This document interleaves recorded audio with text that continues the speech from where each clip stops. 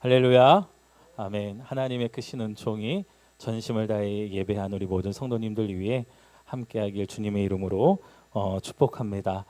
오늘 우리가 이제 찬양을 마지막 찬양을 부를 때에 주의 손에 나의 손을 포개고 주의 발에 나의 발을 포개어 나 주와 함께 죽고 주와 함께 살리라라는 고백으로 하나님께 우리들의 마음을 올려드렸습니다. 여러분 어마어마한 고백을 하신 거예요. 뭐냐면 주님의 십자가에 나도 어떻게 하겠다고요? 죽겠습니다 라고 고백을 한 겁니다. 여러분 이 고백이 저와 여러분들의 입술의 고백이 될 뿐만이 아니라 저와 여러분들의 삶이 되길 바라고 삶의 방향이 되길 주님의 이름으로 축원합니다. 우리는 인생을 여정이라는 단어로 표현하기도 합니다. 그래서 우리는 인생의 여정을 걸어간다 라고 그렇게 이야기를 하죠. 여러분 여정 그러면은 어떤 게 떠오르시나요? 아마 여행하는 그런 시간들이 막 떠오르실 겁니다. 그래서 우리가 어떤 여행을 가거나 어디 외부를 나갈 때에 그 여정을 우리가 이제 설계를 하고 여정을 이제 짠다라고 그렇게 이야기도 하죠. 그런 한자어로 보면요, 이 여정이 나그네 여자에 길 정자를 쓰더라고요. 직역하면 이런 겁니다. 여정은 나그네가 걷는 길이라는 뜻이 있겠죠. 그래서 우리가 인생을 여정으로 표현할 때는 우리는 인생을 나그네로서 걸어가고 있다라고 하는 것을 의미한다라고 하는 거예요. 여러분 그렇게 생각해 보면은 여러분의 인생의 길을 걷고 있는 여러분은 나그네십니까? 아니면 나그네가 아니십니까? 나그네세요. 우리가 나그네라고 하는 단어를 한번 살펴보면요, 나그네는 고향을 떠난 사람입니다. 여기 고향을 안 떠나신 분이 있으실까요? 철원에서 태어나셔서 지금까지 쭉 살고 계신 우리 성도님들은 아마 고향을 떠난다라고 하는 것에 대한 그런 부분들이 쉽게 다가오지는 않으실 거예요. 그런데 타지에서 이제 철원으로 올라오셔서 살아가고 계시는 분들은 이제 고향을 떠났다라고 하는 것에 대한 그런 마음들이 다 있으실 겁니다. 자신의 삶을 형성하던 모든 것으로부터의 떠남을 선언하면서 매일 마주할 새로운 세상 속에서 새롭게 빚어질 인생을 기대하면서 길을 나선 사람들이 나그네다라고 할 수 있어요. 또 나그네는요, 그래서 길 위를 걷는 사람입니다. 삶의 뿌리를 내가 정주하여 살아갈 땅에 내리는 사람이 아니라 끊임없이 펼쳐질 길 위에 둔 사람이죠. 그래서 나그네의 삶의 뿌리는 어느 한 곳에 정해져 있는 것이 아니라 길 위가 바로 나그네가 뿌리 내리고 있는 삶의 터전이다라고 하는 거죠. 그래서 수없이 많은 길을 홀로 걸어가지만 결국 길을 통하여 이어짐이란 가치를 발견해가며 그 속에서 소소한 행복을 또 기쁨을 누리며 살아갑니다.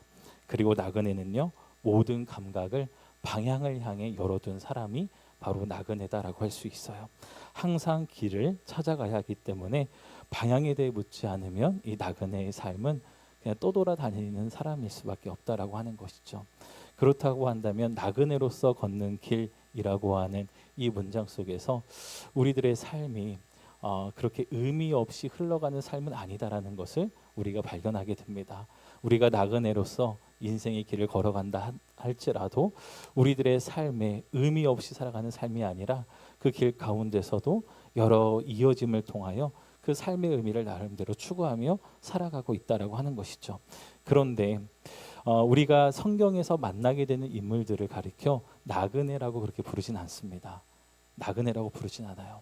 그 믿음의 사람들을 가리켜 우리는 순례자라고 그렇게 표현합니다.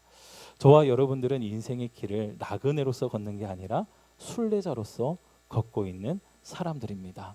나그네와 동일한 의미가 나그네와 비슷한 면들도 많지만 결정적인 차이가 하나가 있어요. 바로 순례자는요, 거룩한 곳을 향한 명확한 말씀을 갖고 길을 떠나는 사람들을 가리켜 순례자라고 이렇게 이야기를 합니다.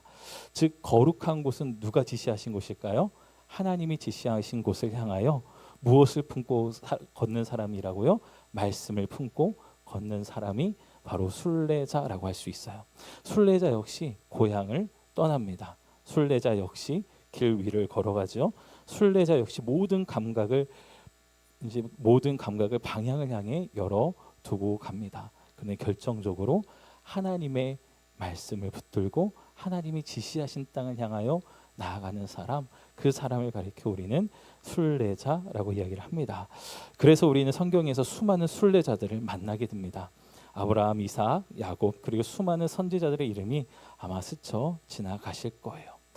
오늘 시편 90편 말씀 성경을 가지신 분들은 맨 위를 보시면 하나님의 사람 모세의 기도라고 되어 있습니다. 모세 역시도 그런 순례자의 정체성을 가지고 광야에서 출애굽 공동체를 이끈 아주 입지전적인 인물입니다. 이들은 고향을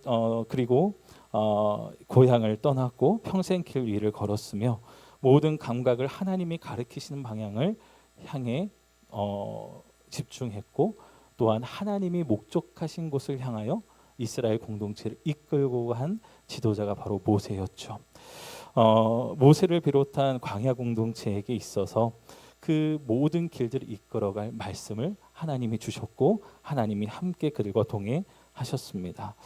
오늘 우리가 읽은 시편 90편은 바로 이렇게 모세를 염두하면서 이 시편을 읽어갈 것을 이렇게 이정표로 세워놓고 있다라고 하는 거죠. 그래서 모세의 삶을 기억하고 오늘 시편 90편의 말씀을 읽어가다 보면은 모세가 참 그 현실의 아픔과 어려움, 두려움을 모두 다 경험하고 또한 그 아픔을 하나님께 정직하게 고백했던 사람이었구나라는 것을 우리가 보게 됩니다. 순례자로서 마주하는 삶에 대해서 현실에 뿌리는 아프고 두려운 감정을 오늘 말씀을 통해 하나둘 우리가 만나게 되죠. 모세에게 있어서 이 현실에서의 가장 아팠었던 부분들은요, 아마 광야의 길 가운데 하나님을 대적하여 함께 걸어 나온 자신의 동족, 자신의 이웃이 심판받는 그 과정에서 모세는 엄청나게 힘들어했을 것 같아요. 모세는 광야에서 많은 사람들을 잃습니다. 하나님을 대적했기 때문에 잃고요. 또한 출애굽 1세대가 가나안 땅에 들어가지 못할 것이다라는 하나님의 말씀으로 인하여 모세까지도 이제 가나안 땅을 앞두고 죽게 되죠. 모든 것이 시간 속에 삼켜지고 바스라지는 그 현실의 벼랑 끝을 모세는 그 순간순간 경험해야 했습니다. 그러나 모세는 인간의 철학이 벗어날 수 없는 탄식과 비탄의 굴레 속에서 영원하신 하나님을 향해 고개를 들기 시작합니다. 오늘 90편 말씀을 보면 모세가 소갈이하고 있는 그 탄식이 곳곳에 스며져 있거든요. 그런데 여러분, 내 삶을 탄식으로 채울 수밖에 없는 상황이 있을 때 여러분은 무엇을 하나님께 구하시겠습니까? 무엇을 하나님께 기도하시겠습니까? 하나님, 나에게 탄식을 주고 나에게 어려움을 주는 이 상황을 해결해 주옵소서. 우리는 해결의 방점을 두고 우리는 기도합니다. 그런데 오늘 모세는요, 탄식 속에서 무엇을 간구하느냐? 우리를 기쁘게 하소서. 그 기쁨을 구하기 시작을 합니다. 왜냐하면 기뻐하지 않고서는 도저히 이 삶을 살아낼 수 없는 삶의 현실이기 때문에 그래요. 그런데 그 기쁨의 근원을 누구에게서부터 찾느냐? 문제 해결에서 나의 기쁨을 찾는 것이 아니라 주님 안에서 그 기쁨의 근원을 찾길 간절히 바라는 마음으로 오늘 이 말씀을 적어 내려가고 있다라고 하는 거예요. 오늘 말씀 13절 말씀을 보면은 이렇게 시작을 하죠. 여호와여 돌아오소서라고 간구를 합니다. 하나님께서 돌아오시길 간구하고 있다고 한다면 지금 하나님과 멀어져 있다는 겁니까? 하나님과 가까이 있다는 겁니까? 하나님과 멀어져 있다라고 지금 느끼고 있는 거예요. 우리가 이것을 이해하기 위해서는요, 3절 말씀으로 돌아가야 됩니다. 언제 사람은 하나님을 멀게 느낄까? 하나님이 우리와 늘 항상 함께 하신다라고 고백하면서도 언제 우리가 하나님을 멀리 계신 하나님으로 느끼게 될까라고 하는 것들을 3절을 통해 볼 수 있습니다. 우리 3절 말씀 같이 읽겠습니다. 화면에 준비되어 있습니다. 시작. 주께서 사람을 티끌로 돌아가게 하시고 말씀하시기를 너희 인생들은 돌아가라 하셨사오니. 아멘. 주께서 사람을 티끌로 돌아가게 하시고 말씀하시기를 너희 인생들은 돌아가라 하셨사오니. 여러분 어떤 말씀이 떠오르세요? 아마 창세기 3장 19절 말씀. 너는 흙이니 무엇으로 돌아갈지니라? 흙으로 돌아갈지니라. 너는 흙이니 흙으로 돌아갈지니라 라는 그 말씀이 아마 이 말씀을 보면서 생각이 나실 것 같아요. 그런데 창세기 3장 19절 말씀에서 너는 흙이니 흙으로 돌아갈지니라 라고 할 때에는요, 이 흙은 말 그대로 먼지, 티끌이라는 의미가 있습니다.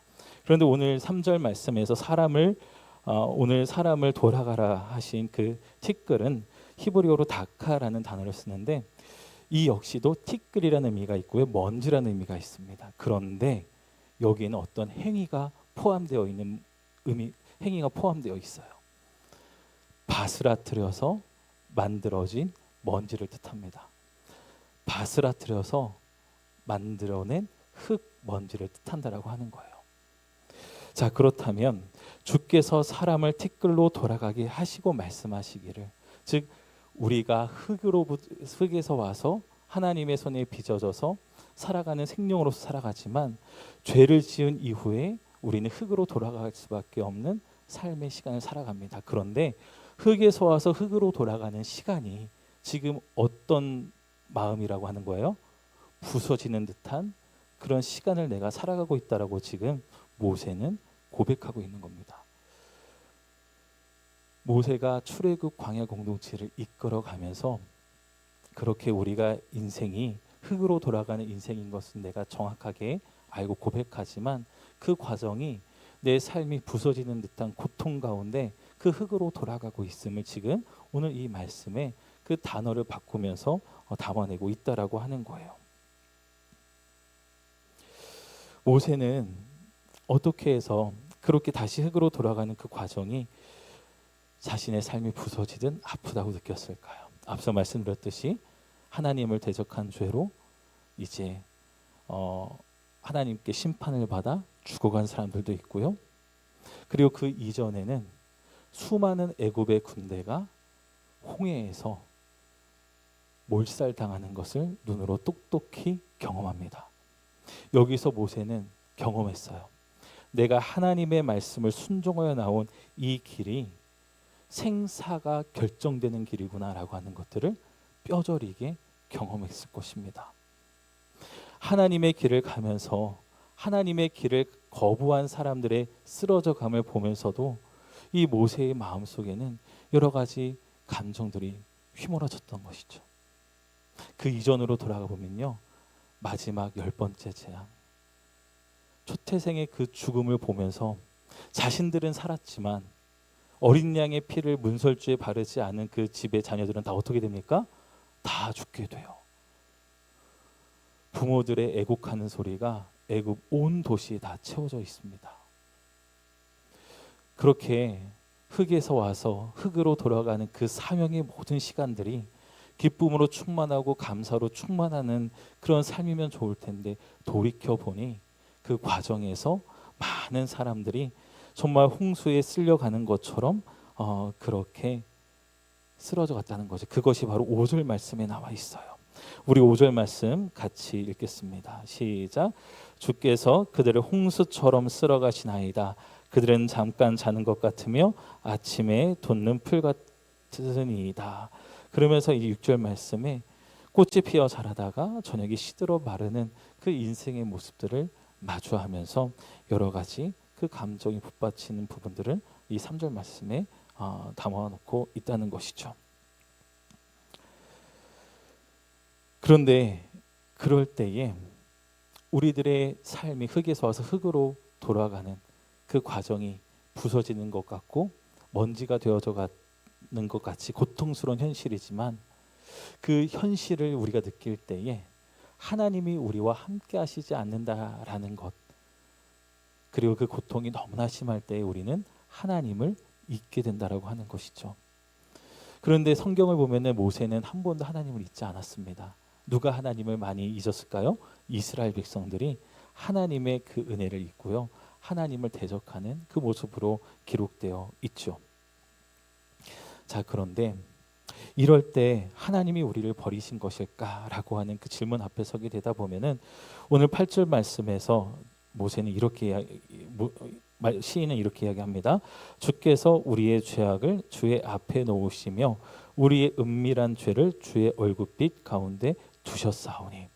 하나님이 지금 멀리 계신 거예요? 가까이 계신 거예요? 주의 얼굴 앞에 두셨대요. 주의 얼굴빛 앞에 우리들의 은밀한 죄까지도 다 두셨다고 이야기를 합니다. 자, 그러면 하나님은 멀리 계신 걸까요? 가까이 계신 걸까요? 가까이 계시는 겁니다. 자, 그러면 하나님이 우리의 죄악을 주의 앞에 두셨고 은밀한 죄까지도 얼굴빛 가운데 두신 이유는 무엇일까요? 우리를 분노하셔서 심판하시기 위해서 그러실까요? 아닙니다. 용서를 구하고 돌이키기만 하면 언제든지 용서하시기 위하여 우리들의 죄악을, 우리들의 은밀한 죄까지도 그 얼굴빛 앞에 주셨다라고 하는 거예요. 출애굽기 34장 6절 말씀을 보면요, 하나님은 노하기를 더디하시는 분이라고 기록이 되어 있습니다. 다만 돌이키지 않는 죄가 9절 말씀처럼 우리의 모든 날을 주의 분노 중에 지나가게 만든다는 것이죠. 죄는 결국 하나님과 관계를 단절시켜 버리게 만듭니다. 자, 그렇다고 한다면 하나님께 돌아오소서라고 하면서 여전히 하나님과의 그 거리감을 느끼는 이유는 무엇일까요? 우리들의 삶 가운데 뭐가 있기 때문에? 죄라고 하는 것들이 있기 때문에 그렇다는 겁니다. 자, 그런데 여러분, 돌아오소서라고 간구하는 것은요, 여기는 전제가 있습니다. 하나님을 향하여 내가 지금 어떻게 하고 있기 때문에 돌아오소서라고 기도하는 거예요? 하나님을 향하여 돌아서 있기 때문에 하나님 돌아오소서라고 간구할 수 있다라고 하는 거죠. 자, 그런데 하나님은 지금 모세 이 시인 옆에 계십니까? 아니면 더 멀리 계십니까? 아까 전에 말씀드렸듯이 바로 앞에 계신다는 거예요. 우리들의 죄와 허물을 가지고 회개하며 돌아섰을 때에 하나님은 저 멀리 계신 것이 아니라 이미 우리 앞에 와 계신다라고 하는 것입니다. 우리는 발 밑만 쳐다보느라 이미 우리와 함께 하신 하나님을 바라보지 못할 때가 너무나도 많다라고 하는 거예요. 우리들의 죄만 묵상하느라 우리들의 죄를 용서하신 하나님이 십자가에서 자신의 독생자 예수 그리스도를 달리게 하심으로 말미암아 용서해 주셨다라는 그 은혜가 우리 앞에 있음에도 불구하고 우리는 너무나도 멀게만 느끼며 살아가고 있다라고 하는 것이죠. 여러분, 우리가 바라볼 십자가가 있다는 것이 얼마나 감사한지 모릅니다. 우리는 날마다 십자가 앞에 서요. 이사야 53장 5절 말씀을 보면은 예수님이 우리의 죄악 때문에 상하셨다라고 말씀하십니다. 우리가 지은 죄로 인해 바스라져야 할 마땅한 존재인데 우리 예수님께서는 십자가에서 우리를 대신해서 하나님의 진노를 받아 이제 십자가에서 못 박혀 돌아가셨죠.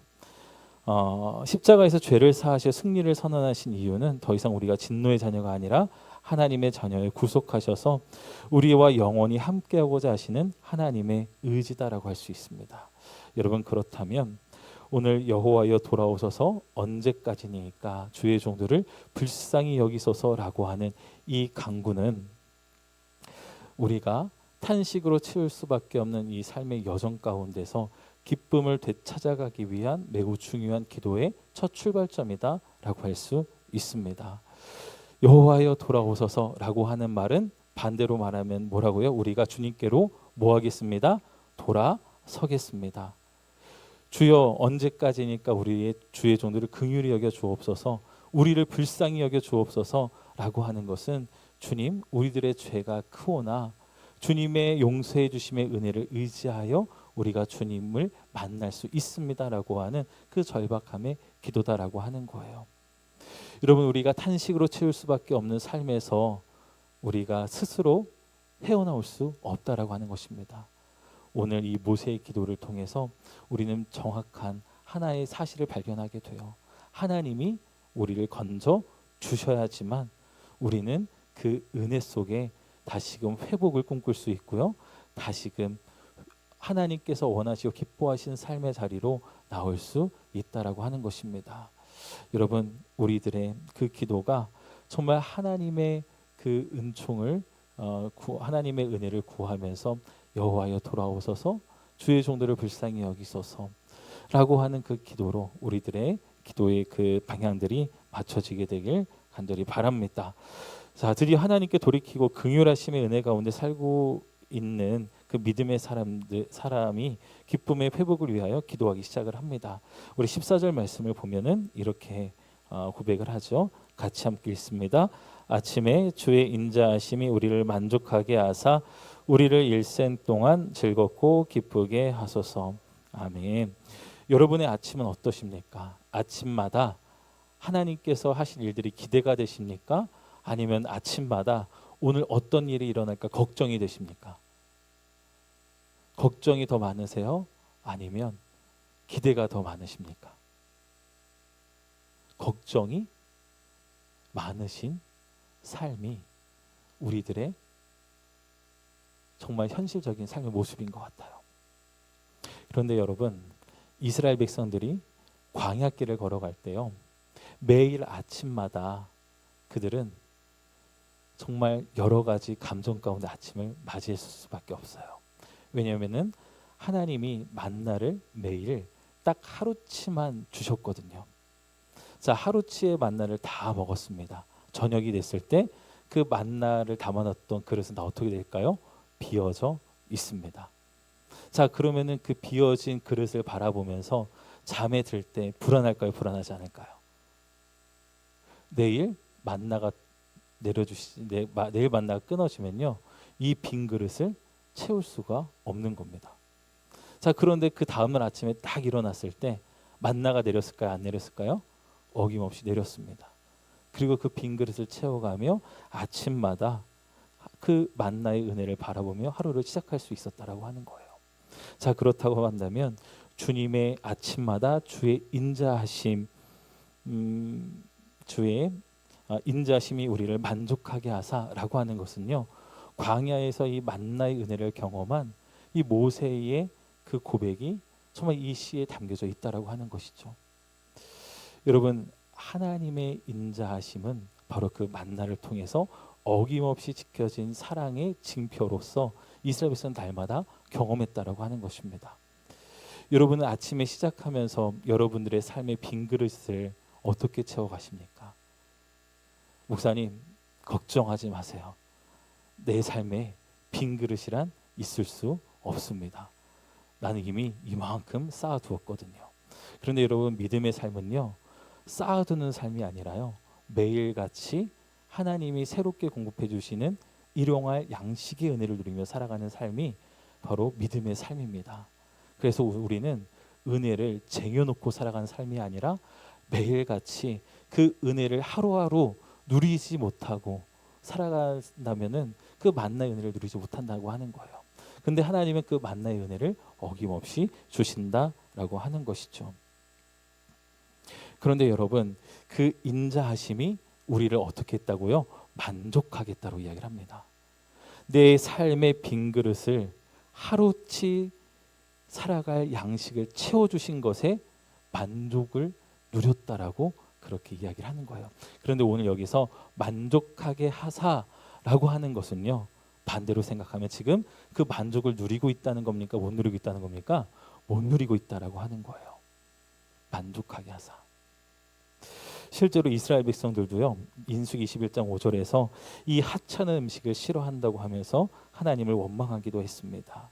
그래서 14절의 기도는요, 이 한결같은 하나님의 사랑에 온전히 만족을 누릴 수 있도록 나의 욕심을 내려놓는 치열한 간구의 기도라다라고 할 수 있어요. 하나님, 내가 나의 빈 그릇을 하루치 채워줄 하나님의 은혜만 있어도 나는 오늘을 하루 거뜬히 살아갈 수 있습니다. 내일도 이 은혜를 나에게 부어주실 줄 믿습니다. 이 은혜, 하루치의 은혜로 나는 오늘을 살아갈 수 있음을 주님 감사로 고백합니다 라고 하는 그 간구를 드리고 있다라고 하는 거예요.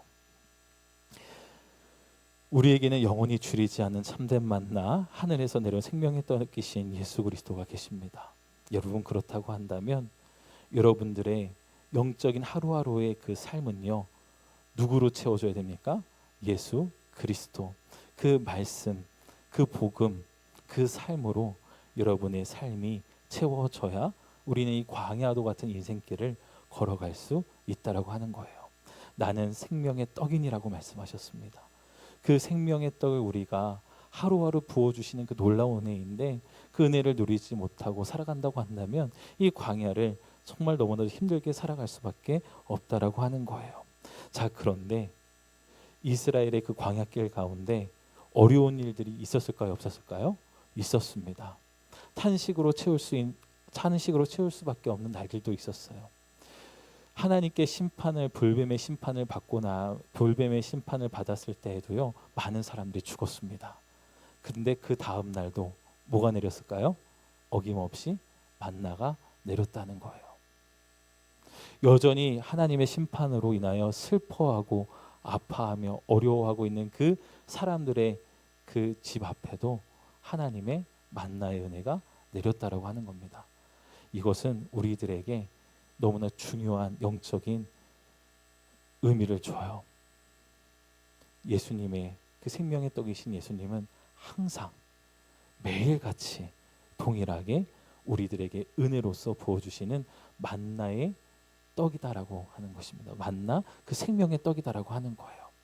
그래서 여러분 우리가 하루하루 살아가면서 탄식 속에서 기쁨으로 살아가는 삶을 살려면 이 만나의 은혜에 만족을 누리는 삶을 살아야 할 줄 믿습니다.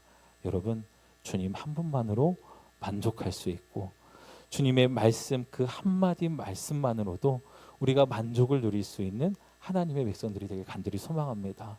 저는 우리 성도님들의 삶 가운데 이 말씀은 고난 중의 위로라 나를 살리신 말씀이기 때문이다 라고 하는 그 고백과 함께 나를 살리신 하나님의 만나와도 같은 그 말씀, 그 한 말씀이 여러분들의 삶에 각인이 되길 간절히 소망합니다. 그래서 옆구리 탁 찌르면서 당신을 살린 하나님의 말씀은 무엇입니까? 라고 누군가 물어본다면 나를 살리신 하나님의 말씀, 나를 날마다 일으키는 하나 만나로서의 말씀은 바로 이 말씀이었어 라고 당당히 고백할 수 있는 우리 성도님들이 되시길 바랍니다. 여기에서 오늘 시편의 기자는 바로 우리를 일생 동안 즐겁고 기쁘게 할 그 이유를 찾고 있다라고 하는 거예요. 우리가 기뻐하는 것은요 우리들의 소유 때문이 아니라 우리의 어떤 특별한 것들을 내가 가져서가 아니라 아침마다 우리들에게 주의 인자하심으로 만족하게 하시는 그 은혜 때문에 우리가 기뻐할 수 있음을 고백하면서 그 기쁨을 회복시켜 달라고 지금 기도하고 있다는 겁니다. 자, 그 다음에 시인은 15절에서 우리를 괴롭게 하신 날수대로와 우리가 화를 당한 연수대로 우리를 기쁘게 하소서라고 기도를 합니다. 여러분 15절 말씀을 보면요 우리를 괴롭게 하신 날수대로라고 했을 때 괴롭게 하신 주체는 누구일까요? 누가 나를 괴롭게 했을까요? 오늘 말씀의 맥락을 보면 누가 나를 괴롭게 했을까요? 하나님이 나를 괴롭게 하셨다는 거예요. 아니 목사님 하나님이 어떻게 좋으신 하나님인데 괴롭게 하십니까? 그렇게 아마 의아하실 분도 있을 것입니다. 자, 그런데 이 괴롭게 하다라고 하는 히브리어의 원어의 뜻을 보면요 압박하다라고 하는 의미가 있어요. 뭐냐면 광야길 가운데 하나님께서 이스라엘 백성들을 훈련시켜가는 과정들을 보면은 그 압박감이 정말 어마어마합니다. 왜냐하면요 때로는 모든 백성들을 다 목이 마르게 하실 때도 있었고요. 정말 모든 백성들이 이 길로 가고자 있었는데 돌이켜 다른 길로 인도하시는 그 하나님의 그 인도하심을 바라보게 될 때에 정말 이들이 느끼는 압박감은요 어마어마했었다라고 하는 것이죠. 그런데 이렇게 압박하신 이유는 무엇이었을까? 바로 이스라엘을 광야에서 훈련시키시면서 그들을 철저히 낮추신 영적 연단의 시간을 뜻합니다. 군인이 정의 군인이 되기 위해서 혹독한 훈련을 거치듯이 하나님은 가나안 땅에서 살아가는 그 삶을 향하여 그들을 단련시키셨다라고 하는 거예요. 그 훈련의 시간은 혹독한 훈련의 시간이었습니다. 그 심한 압박감이 밀려올 때마다 괴로워했죠. 그래서 그 괴로웠던 날수만큼 하나님 우리들에게 뭘 달라고 하는 겁니까? 기쁨을 허락하여 주옵소서. 내가 40일 훈련 받았으면 며칠 동안 우리가 기뻐해야 되는 거예요? 40일 기뻐해야 되는 거예요. 거고요. 40년 동안 우리가 괴로움을 당했으니 우리가 몇 년 정도 더 기뻐해야 되는 거예요? 40년 정도 기뻐해야 되는 산술적 계산이 나오는 거예요. 자, 그런데 여러분, 하나님은 우리들의 계산기대로 움직이실까요? 아니면 하나님은 하나님의 셈법이 따로 있을까요? 하나님의 셈법이 따로 있습니다. 모세는, 오늘 이 시편의 시인은 우리가 얼마나 힘들고 어려웠으면 그 마음을 토로하면서 하나님, 우리가 그 광야의 시간 너무나도 괴로웠으니까, 너무나도 압박감을 당했으니까 그 당한 연수만큼 하나님 우리를 기쁘게 해 주옵소서. 그걸로도 우리는 그래도 좀 나을 것 같습니다 라고 이야기를 하는 거예요. 자, 그런데 하나님이 주시는 그 기쁨은요, 영원한 기쁨인 줄 믿습니다. 하나님은 이사야 51장 11절 말씀에서 선지자를 통해 이렇게 말씀하세요. 여호와께 구속받은 자들이 돌아와 노래하며 시온으로 돌아오니 영원한 기쁨이 그들의 머리 위에 있고, 무슨 기쁨이요? 영원한 기쁨이 그들의 머리 위에 있고 즐거움과 기쁨을 얻으리니 슬픔과 탄식이 달아나리이다. 아멘. 하나님은 우리들에게 영원한 기쁨을 주시는 하나님이시다라고 하는 것을 말씀을 통해 우리들에게 알려주셔요. 그래서 우리는 탄식 속에서도 우리들의 셈법으로 계산했던 그 기쁨보다 영원한 기쁨을 허락하여 주신 그 하나님의 은혜를 힘입어서 기쁨을 찾을 수 있고, 기쁨을 노래할 수 있고, 기쁨을 구할 수 있는 충분한 이유가 된다라고 하는 거예요. 여러분, 우리는 기도를 하면서 우리들의 셈법에 갇혀 있을 때가 많습니다. 내가 이렇게 하면 하나님이 이렇게 해주시겠지, 내가 이렇게 못하니까 하나님이 안 해주시는 거야. 이거는 항상 우리들의 계산의 셈법이에요. 괴로운 날수대로만큼 기쁘게 하여 주시기를 원하는 것이 우리들의 셈법이라는 거죠. 그런데 하나님은 우리들의 그 계산적인 기도를 갖고 나온다 할지라도 하나님의 셈법은 다르다는 겁니다.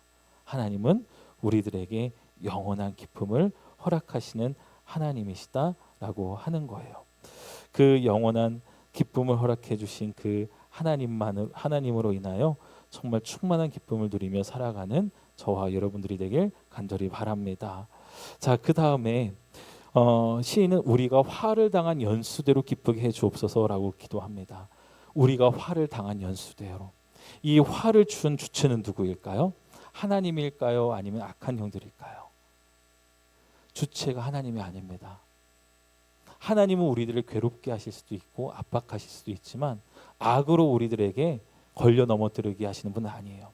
여기서 화를 당했다라고 하는 것은요, 내가 악한 일을 당하였다는 의미가 있습니다.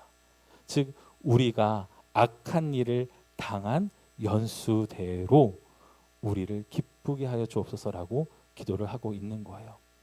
출애굽의 여정을 보면요, 이스라엘 백성들이 하나님의 어떤 훈련의 과정들도 있지만 여러 이방 민족들 때문에 그 악한 일들을 당하는 경우들이 있었거든요.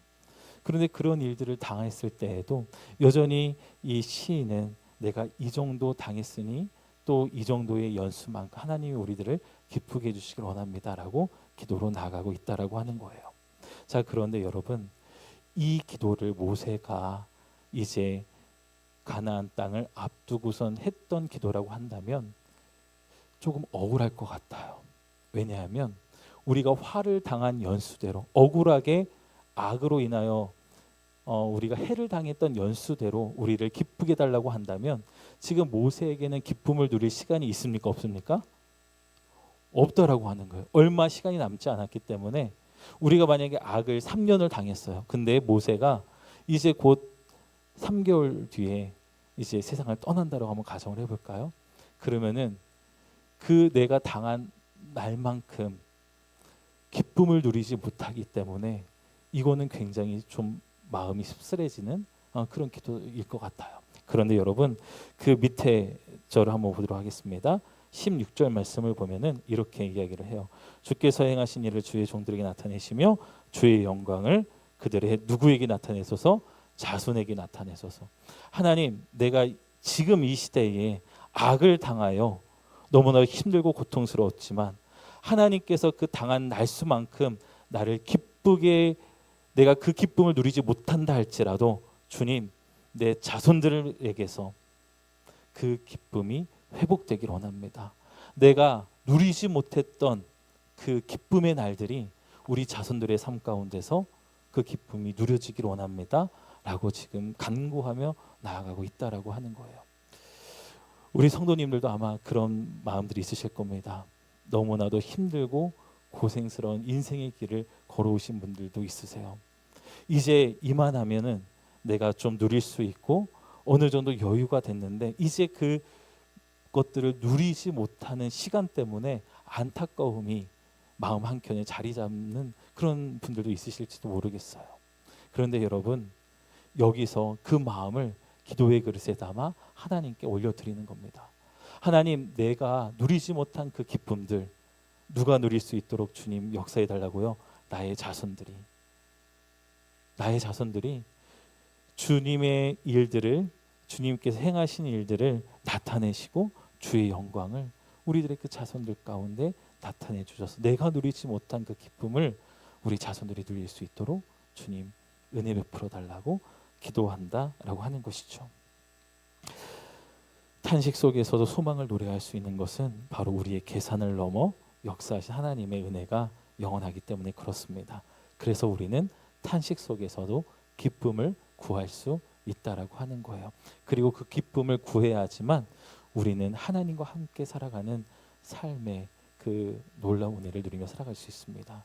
여러분 참된 기쁨은요 하나님과의 관계 속에서 누리는 것이 참된 기쁨인 줄 믿습니다. 에덴이라고 하는 이 말은요 기쁨이라는 의미를 담고 있어요. 하나님이 사람을 창조하신 뒤에 에덴 동산에 두셨다는 것은요 기쁨의 동산에 두셨다는 겁니다. 하나님과 함께 머물고 있는 것 자체가 뭐라는 거예요? 기쁨이라고 하는 것이고요. 하나님으로부터 추방당한 하나님과 함께하는 곳에서로부터 추방당했을 때에 더 이상 인간은 그 기쁨의 동산에 들어오지 못하는 삶을 살게 됩니다. 결국에 우리가 기쁨을 구하는 이유는 누구와 함께 살기 위해서 하나님과 함께 살아감으로 우리가 살 수 있기 때문에 그 기쁨을 구하게 된다라고 하는 것이죠. 마지막입니다. 17절 우리 같이 읽습니다. 시작. 주 우리 하나님의 은총을 우리에게 내리게 하사 우리의 손이 행한 일을 우리에게 견고하게 하소서. 우리의 손이 행한 일을 견고하게 하소서. 아멘. 자, 이스라엘 백성들이 광야를 지나면서 자신들의 손으로 행한 가장 거룩한 일은 무엇일까요? 하나님이 보시기에 가장 기뻐했었던 일은 무엇일까요? 어떤 게 떠오르세요? 광야의 여정 속에서 이들이 손으로 직접 만들면서 행한 거룩한 것, 바로 성막을 만든 일이었습니다. 하나님을 예배하는 처소를 만든 일이 이들이 손으로 행한 정말 거룩한 일이었어요. 자, 그런데 이들이 손으로 열심히 성막을 만들었다 한들 그곳에 하나님이 임재하시지 않으면, 하나님이 은총을 내려주시지 않으면 그곳은 하나님의 집이 아니라 그냥 성물을 갖다 놓은 텐트 역할밖에 하지 못합니다.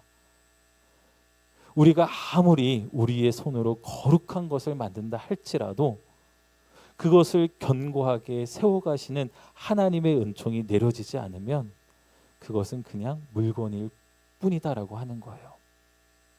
오늘 말씀에서 탄식 속에서 우리가 우리의 삶을 기쁘게 하소서라고 간구할 때에 여러분 주님의 은총이 여러분들의 삶에 임하길 정말 간절히 간구하는 저와 여러분들이 되길 간절히 소망합니다.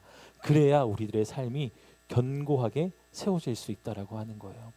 하나님의 은총이 없으면, 하나님께서 우리들의 삶을 견고하게 세워주시지 않으면 우리는 이 세상을 힘차게 살아갈 수가 없다라고 하는 것입니다. 모세는 그것을 처절하게 경험한 사람이에요. 우리의 손이 아무리 열심히 애쓴다 할지라도 하나님이 은총을 내리셔서 우리가 만든 것들을 견고하게 하시는 그 은혜가 없으면 절대로 광야길을 건널 수 없었다는 것을 경험한 사람이 바로 모세였습니다. 저와 여러분들의 삶에도 바로 이 고백이 살아 숨쉬게 되길 간절히 소망합니다. 탄식을 채울 수밖에 없는 우리들의 삶일지 몰라요. 그리고 흙에서 와서 흙으로 돌아가는 그 과정이 우리들의 삶에 부서지는 듯한 고통을 느끼는, 환난을 느끼는 삶의 여정일지도 모릅니다. 그럼에도 불구하고 여러분, 기쁨을 구하십시오. 왜냐하면 그 기쁨은 하나님 안에서 우리가 온전히 누릴 수 있기 때문에 그렇습니다. 기쁨을 구한다는 것은요, 결국에는 주님, 내가 이 탄식 속에서도 하나님과 함께 머물고 싶습니다. 그 기쁨으로 충만했던 에덴 동산에서의 삶을 내가 누리지 못하면 내가 지금 살아갈 수 없습니다라고 하는 그 절박함이 담겨져 있다라고 하는 거예요. 참 역설적입니다. 탄식으로 채울 수밖에 없는 상황 속에서는요, 우리는 울어야 되고요, 우리는 아파야 되고요, 우리는 원망해야 됩니다. 그런데 여러분, 오늘 이 90편의 말씀을 통해서 믿음의 사람들에게 주신 도전이에요. 탄식으로 채울 수밖에 없는 현실 앞에서 너희들은 기쁨을 찾으라고요. 너희들은 기쁨을 구하라 라고 하는 그 말씀으로 우리들에게 도전해 오십니다.